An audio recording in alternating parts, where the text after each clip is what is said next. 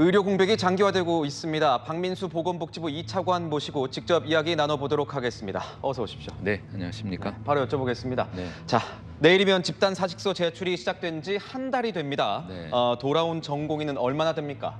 예, 뭐 지금 12,000명 가까이가 지금 이제 근무지를 이탈한 상태이고 돌아온 전공인은 매우 소수다. 예, 이렇게 말씀드릴 수 있겠습니다. 전공의들은 뭐 사직 통보 한 달이 지나면 민법상 이 사직 효력이 발생한다 이렇게 네. 들었는데 맞습니까?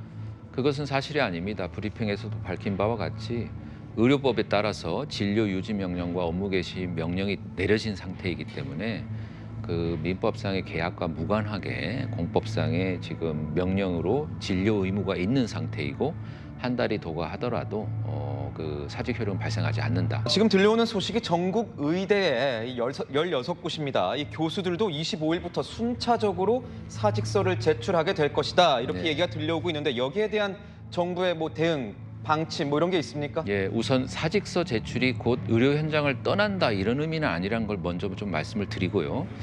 다만 지금 그 사직서 제출을 선언을 했기 때문에 이거는 제가 생각하기에는 이건 국민에 대한 겁박이라고 생각을 합니다. 그리고 또 법치에 대한 좀 도전적 성격이 있는 것이고요. 매우 심각하게 생각을 하고 있고 교수들도 지금 날짜를 정해놓고 본인들이 또 모여서 회의를 하고 사직서를 내기로 결의를 했지 않습니까? 그래서 이것은 집단 행동이 좀 분명하고요. 그래서 저희도 만약에 이것이 이제 실현되지 않도록 저희가 최선의 노력을 하겠지만 이것이 실현된다면 저희가 법에 가지고 있는 여러 가지 조치 사항들을 가지고 이것을 막아내겠습니다. 전국 의대 교수 비대위의 협의 조건도 이겁니다. 정부의 의대 증원 2,000명 방침 조정하라. 네. 조정의 여지가 있습니까? 글쎄요, 교수님들이 그런 말씀을 하시기 전에 지금 제자들이 지금 법을 위반해서 현장을 떠나 있지 않습니까? 이 부분에 대해서 먼저 말씀을 하셔야 된다고 생각을 합니다. 그래서 불법적인 집단 행동을 그만 그치고 환자 곁으로 돌아오라라고 하는 요구를 하시고 그리고 정부에 대해서도 이런 숫자에 대해서는 좀 여지를 달라 이렇게 요구를 했으면 그것이 참 진정성이 있어 보이는데 그런 부분보다는 정부에 대해서 이것을 지금 요구를 했단 말인 거죠. 그러니까 이거는 뭐냐면 국민의 생명을 담보로 해서 정부의 정책을 무릎 꿇리겠다. 이러한 태도이기 때문에 제가 아까 이게 국민에 대한 도전이고 법치에 대한 도전의 성격이 있다 이런 말씀을 드린 겁니다. 그래서 그러한 그 요구에 정부가 응할 수는 없습니다. 교수들이 내건 25일 바로 이 병원을 떠난 전공의들이 면허 정지 사전 통지를 받고 의견 진술까지 마칠 시한입니다. 지금까지 사전 통지를 받은 전공의와 의견 진술까지 마친 전공의는 대략 얼마 정도 됩니까? 예, 지난 주까지 사전 통지서가 발송된 인원이 총 5,951명이 되고요. 이 중에 실제로 수령을 한 인원은 매우 소수입니다.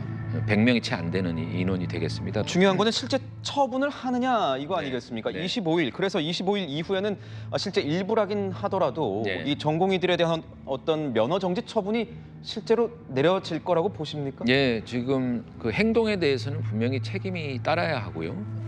이분들이 뭐 미성년자도 아니시고 다들 성인이시고 본인의 한 행동에 대해서는 분명하게 법과 원칙에 따라서 그 책임이 따라야 한다는 것이 정부의 기본적인 입장이라는 말씀을 드립니다. 예. 강경한 입장이신 것 같은데 네.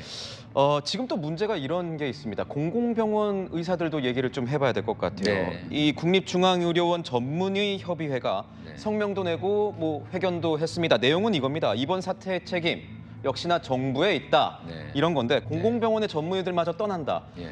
이런 거에 대한 어떤 정부 측 차원의 대응책 같은 것도 좀 마련하고 계신데요. 글쎄요, 뭐 모든 의사들이 다 현장을 떠나버리면 과연 어떻게 할 것이냐의 문제가 있겠죠. 저희 정부는요, 모든 수단과 방법을 동원해서 국민의 생명을 지킬 겁니다.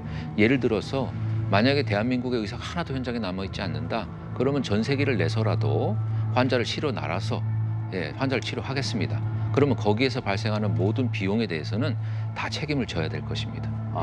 의사 단체가 책임을 져야 될 그렇습니다. 것이다. 개원이들마저도 좀 뭐 이런 집단 행동에 참여할 수 있지 않겠느냐 뭐 이런 얘기도 나오거든요. 예, 혹시 여기에 대한 진짜 뭐 대책 같은 것도 좀 있으세요? 대책이라기보다 개원인은 주로 이제 경증을 치료하기 때문에 아마 그리고 과거의 사례를 보아도 뭐 이렇게 연달아 계속해서 휴진을 하거나 하는 그런 경우는 잘 없고요. 그래서 그 모 인사가 이제 그것도 추진하겠다라고 발언을 했는데 저희는 가능성이 크다고 보지는 않고 있고 그 부분도 저희가 실현되지 않도록 대화의 끈을 놓지 않고 계속해서 설득하고 설명하도록 하겠습니다. 네. 차관님이 생각하실 때 어떤 돌파구 같은 게 있다고 보시는지, 그러니까 협상 테이블에서 적어도 의료계와 네. 이 정부가 마주칠 수 있는 어떤 조건 같은 거는 뭐라고 보시는지요? 근데 지금 이 진행되는 경과를 보면은 과거 2000년에 의학 분업, 네. 2014년에 원격 의료에 대한 파업, 2020년에 또 의대 증원 파업, 이때 모든 그 절차와 순서가 똑같아요. 전공의들, 의대생들이 현장을 떠나고, 그다음에 교수들이 제자들 건드리면 가만히 있지 않겠다, 이렇게 하면서 또 그 성명을 발표하는 이 단계가 너무나 똑같이 지금 진행이 되어 오고 있습니다. 제가 여러 차례 말씀드린 것처럼 대한민국이 반드시 극복해야 될 우리 의료 문화라고 생각을 하고, 이번에는 반드시 극복을 해내도록 하겠습니다. 네, 지금까지 박민수 보건복지부 2차관이었습니다. 고맙습니다. 네, 감사합니다.